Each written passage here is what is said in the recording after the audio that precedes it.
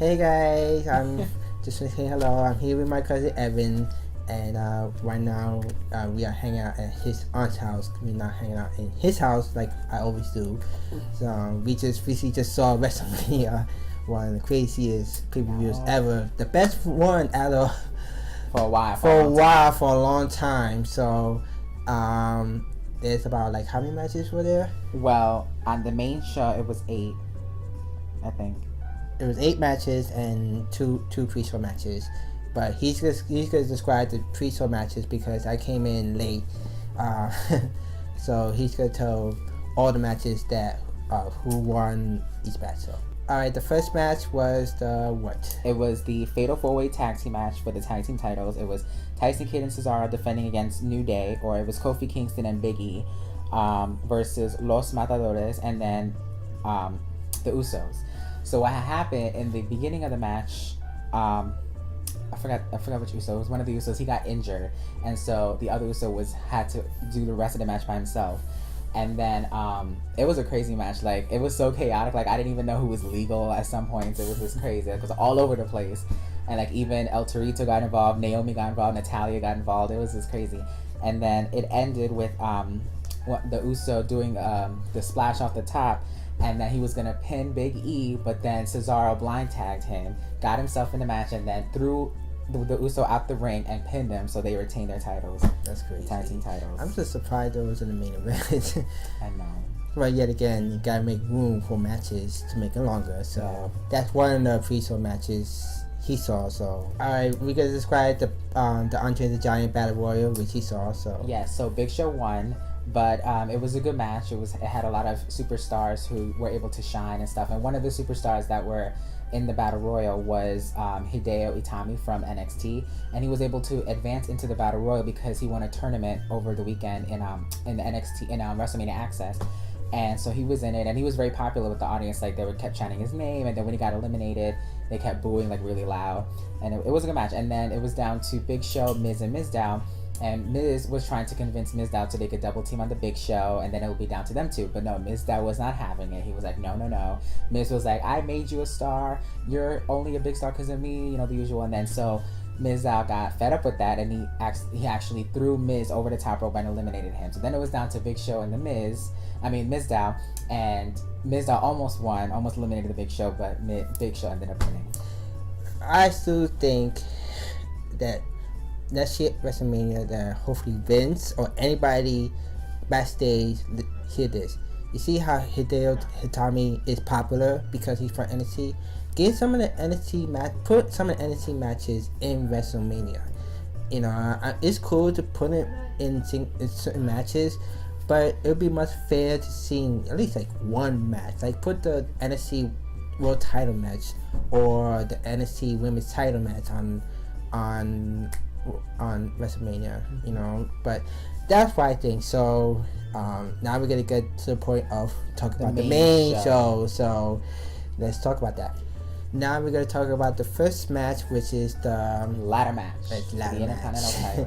It was the craziest match. It felt like I watching the Money in the Bank, but it's an Intercontinental title match. It was crazy, a lot of back and forth. The Amber was like crazy. Everybody was crazy. They all did all their moves. Stardust had his own ladder with sparkles or something. It was crazy. I was like, it was a good opening. I was like, wow. I think it was gonna be that crazy. Like, I always thought the ladder matches always be like in the middle, but it was crazy. And Daniel Bryan finally won the Intercontinental title for the first time in WrestleMania, which is that's funny. Yeah. Because last year he won the world title, and this year he won the IC title. So he now have all the belts in the past.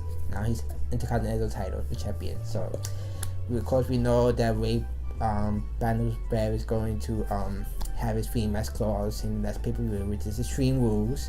So let's see if Daniel's gonna take a vote, unless there's gonna be more people in the match, like how this one is. So the next match was Seth Rollins versus Randy Orton in the single match. It was the craziest match ever. Seth came out with his security team, JJ, and of course they try to interfere, but yet again backfired by getting a DDT outside of the ring by Randy Orton, which was crazy. And it was back and forth, like, you know, Seth tried to do the curse song and Randy kicked out. Randy did the RKO and he kicked out until Randy did like his third RKO. And while Seth was going to do the curse song in the air and did the RKO, which it was the epic RKO ever.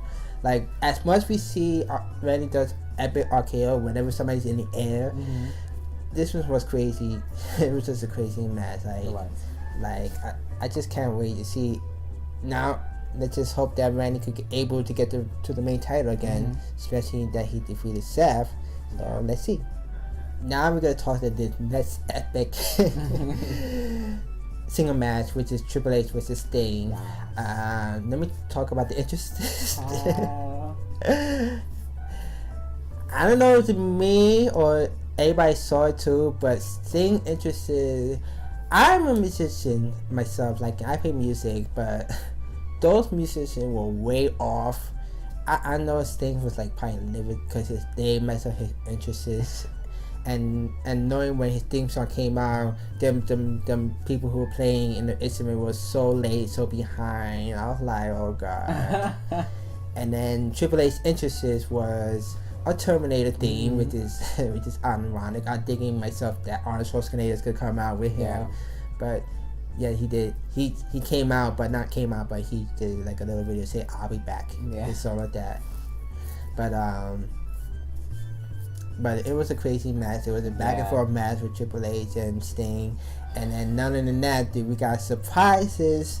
Which none of that DS came out as Pac, Billy Gunn, Road Dogg, and then after that, and then NWO came out. Hulk Hogan, Scott Hall, Kevin Nash, they all came out. And then it was like they were fighting each other 3-on-3, and then all of a sudden out of nowhere, freaking Shawn Michaels comes out through the crowd and sweet chin music's on Sting, but he still kicked out, and it was a crazy match, and Triple H ended up winning by using the sledgehammer, and it was a crazy match, and it ended with the sportsmanship. You know, both shaking hands, and it was a really, really crazy match. I think, you know, compared to everybody who thought that Sting got it, Sting never wrestled. Yes, he still wrestled. He doesn't wrestle a lot like on TV, but you know, he wrestled. So it was a crazy match. I'm not sure Sting will wrestle again in any other. I hope he still like makes an appearance or is still part of WWE somehow. I know it would be cool to see a match with him against the Undertaker. Maybe next year. You know, because that's the next match everybody's waiting for. So let's see what's gonna happen with Sting in the future. But overall, it was a crazy match. So so yeah.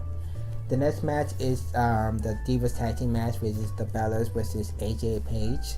A lot of great match with the Divas match, and I'm glad that WWE is, you know, in the trending word, give Divas a chance, because like I said in the other videos, that the NXT women's matches in the past were amazing. Like, if you guys haven't seen those matches, I bet you look them up right now, because compared to watching matches of the NXT matches now, compared to the women's matches in the main roster, you know, you could see the difference. You could see which match is better.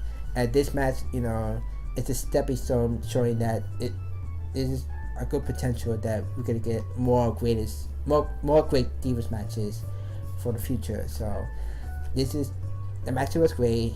The Bellas were dominating the match most of the time, and then Paige tagged it to AJ, and then AJ won and pinned Nikki, right? Nikki. Yeah. She made her tap out with the Black Widow. Yeah. I said she made Nikki tap out, which was a crazy Divas match, and you know, like I said, you know, I just hope that they keep going with that, you know, doing the same thing with other Divas, you know, have a great story, and hopefully we don't have no connection with Total Divas. And keep that separate. Keep that separate, because we like having seen the original stories. We don't want to see, if Nikki and Bray is having a fight, they're gonna have a match together. Like, we don't want connection to that. We want to see different stories, like Paige versus the Bella, because we know they're friends in the show. And Tour Divas, we know they're friends outside, but we don't want to see them. They're friends inside the ring because that's it's fiction, not we not want to real. see like a storyline, Exactly, not real. Exactly, and ladies or not, it doesn't matter because people still watch Tour Divas because they enjoy watching the Divas. So so far, let's just hope that Extreme Rules we get a Extreme match. And I also like how it was not a lumberjack match; that it just focused on these. That too, because all these past matches we have for WrestleMania for the Divas, it's always been lumberjack battle royals, even random matches. But at least last year, we had like a gauntlet Divas match, a Divas title match, which it was good. It was good. It was a decent match, but this was a stepping stone. Yeah, definitely. It's a stepping stone for. Hopefully next year the title will actually be on the line at WrestleMania. Hopefully, but like I said, hopefully Extreme Rules. At least we have a Extreme Rules match with the Divas, so. like before when we have the tables match with Beth and Natalia versus Nick Cool. We would like to see that again with if any of the Divas. So yeah, it was a good decent. It was a better matches. This is one of the best matches of today. Next match is the United States Champion. We don't make mistakes. The United States Champion with John Cena versus Rusev. Again, this is the second time fighting 1-on-1. Of course, both of them had their grandest interests. Both came out with their soldiers. Well, except for John Cena, he came out. He just had a little video mouth charge with like the History of America. And History of America, but it was a crazy match, and and since Royal Rumble said he debuted last 2014 Royal Rumble. Rusev is defeated by John Cena. I mean, and this is John Cena's third time United States Champion. Yes. It was a crazy back and forth match. Lana got hurt. She threw a shoe. She tried to get involved by throwing a shoe. She tried to get involved throwing a shoe. It was a crazy match. I just can't wait to see what's gonna happen in Street Rules with John Cena. Knowing him, it's gonna be a street fight, last man standing. Yeah. Let's see what happens. But overall, it was a great match. It was better than last year. Yeah. I mean, not last year, but last pay-per-view. So the next thing that happened was a little promo. Well, biggest promo with Stephanie and Triple H. Stephanie came out, announced how many audience were in the arena, in the stadium, and then and then in a bitchy way, she said, "It's all thanks to me," which she's referring to herself. So, and Triple H was saying his word, and then somehow over here was the music. And guess who came out? The Rock. He came out. He was talking about how Triple H and Stephanie do not own the people, and they don't own him. And Stephanie got in his face like always, being a bitch, telling him, "Oh, if it wasn't for the McMahons, he wouldn't be anybody. If it wasn't for her father and her grandfather, that his father and his grandfather would not be anything." And that she slapped him, right? Got in his face, and she was like, "You won't hit me. You won't hit a woman, right?" And then The Rock left the ring. Well, he was about to leave until he turned, and then he went to an audience member, and in the audience is none other than the UFC Women's Champion Ronda Rousey, who also co-starred with him in the Fast and Furious 7, or Furious 7, and we know she is a badass in the UFC and very dangerous. Yes. The 5 seconds women's title match that she did, that's how crazy she is. So she came out off the audience security wall and with The Rock, and they both went to the ring. Stephanie tried to plead, say that her and Ronda are friends. That she wouldn't do anything and then threatened her, and she threatened her more, say that she would escort her out, her ring, etc. And then and after that, then Triple H came out to The Rock's face, and then I forgot what he said. The Rock said, but something about I like what The Rock said to Stephanie. He was like, "You see that face that Ronda's making? That means if you keep talking shit to her, that she's gonna reach into your mouth, reach down your throat, and use jump rope with your intestines." That was hilarious. Like that. I was dying. That was the shit that I was. When he said that, I was hilarious. But that's so true though. She would do that. That was hilarious. And then Triple H got mad. He was like, "I'm done. You will not talk to my wife like this." Blah, blah, blah. And then The Rock was like, "You're right. I'm not going to talk to your wife anymore." And then he punched him and they started fighting. And then Ronda. And then Triple H tried to attack Ronda. And then Ronda like flipped him over. I was like, "Oh." I know. She flipped him, like, all drag him. Yeah. And then Stephanie, like, cornered, and then she was gonna slap Ronda. She was gonna slap her, and Ronda blocked it and was holding her arm like if she could just break it off. But yeah, she held her like like a tight arm breaker type of thing, and somehow I guess. And Stephanie was screaming, she's like, "Ah, ah, ow!" I was dying. It was. I would be surprised she comes in a Raw tomorrow and do the cast. They should. Because that'd be funny. She'd be saying, "Oh, Ronda Rousey broke my arm." She's probably gonna be like, "I'm suing." Even JBL was saying that Ronda should be sued. I'm like, really, JBL? Well, it was the best promo ever. Yeah, that was a good promo. I mean, if we could to see an actual match with Triple H and Stephanie versus Rock and Ronda. Oh my God, Stephanie would not stand a chance. It'll be an interesting match. Yeah. But so far, that was one of the best promos I've ever seen, and especially so nostalgic as well, because we always know that The Rock always loved to crack jokes on Stephanie Triple H in the past, doing the Attitude Era, doing whatever. Yeah. It's just crazy. So yeah. So that was the one of the promos they have. Mm-hmm. So now after the promo, the next match was the Undertaker versus Bray Wyatt. Yes. And they had their entrance. Well, Bray Wyatt had his own entrance. Yeah, he had his own entrances. And it was like the Walking Dead type shit. Yeah, it's not Walking Dead. It was just like they were like scarecrows. It was like walking scarecrows. Dead scarecrows. I was like, what the hell? Whatever. It was creepy. What it was. It was creepy, but it was a good match. It was so weird that this is not a streak match. Yeah, it was just. But I still would have been mad if he would have lost 2 years in a row. I would have been like, really again? But at least he won, so. Yeah. But it was a good match. Much better than Brock Lesnar. And then what I also like that, that Undertaker came out at the attire from last year. He came out at his original attire from, during the SmackDown days and stuff like that. So, and it was a good match, back and forth match. Bray kicked out the tombstone, the toe slam. Yeah.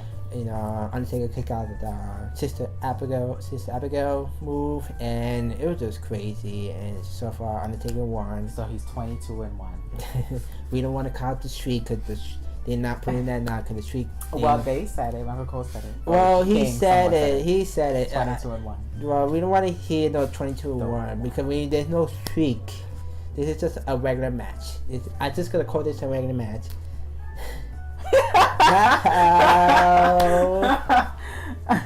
No, but it was good. Much better than Brock Lesnar. Yeah, it was better than last year. What?